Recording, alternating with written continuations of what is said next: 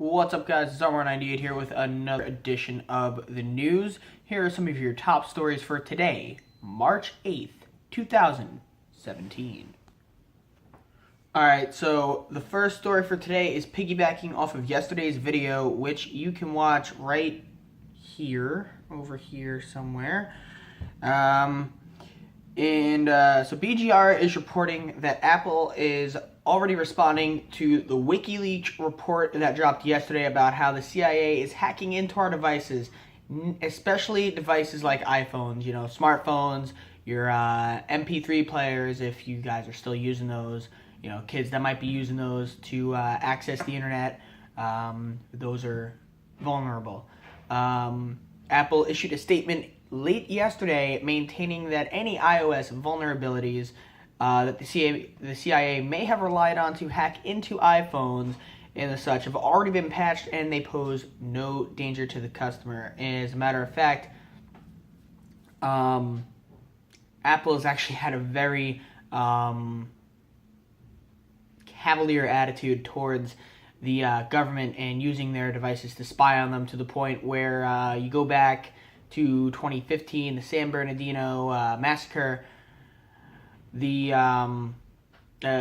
terrorist that did that had an iPhone, and Apple refused to unlock it and unencrypt it based on the fact that it was a customer's iPhone. And honestly, I don't like that, but I do like that they've already patched that for people that, aren't terrorists. But again, if you're not a terrorist, what do you have to hide? An affair?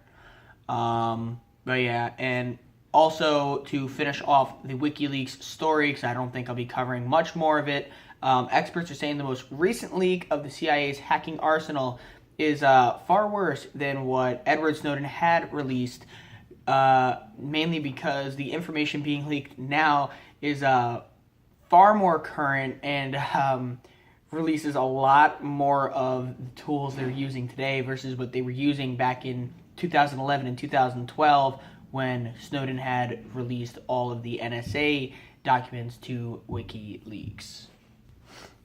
Alright, and for those of you who have been living under a rock, Google is releasing a Pixel 2. However, the rumored budget Pixel is not true. They will not be making a budget version of the Google Pixel. And actually, there's a rumor going out that they might actually even be removing the headphone jack. I don't know if they're copying Apple, but it's not something I personally want to see, because all my headphones are, use a 3.5 millimeter jack. So that isn't something I really want to see, but it is out there in the news today. Also, in the world of Nintendo, coming out of BBC News, the Nintendo Switch sales are close to Nintendo records. The Nintendo won't release the official sales figures until April, but Games Magazine Famitsu is saying that more than 330,000 units were sold in the first 3 days in Japan, which is way more than the previous console, which was the Wii U. Media reports that European and U.S. sales have also been strong. This is really, really good, especially for Nintendo, who for the last few years kind of hasn't really been as relevant as they could have been in the console market, with the likes of the PlayStation 4 and then Xbox One and now the Xbox One S and the PlayStation 4 Pro. So having this there is a real contender, especially being as you pick it up, you can bring it with you on the go, and you can plug it into the TV dock, and there you go. You got a full screen gaming system. So this is something really interesting. I really keep an eye on it, especially if you are a Nintendo fan. So really exciting stuff going on in the world of tech today. Alright guys, so that's going to do it for today.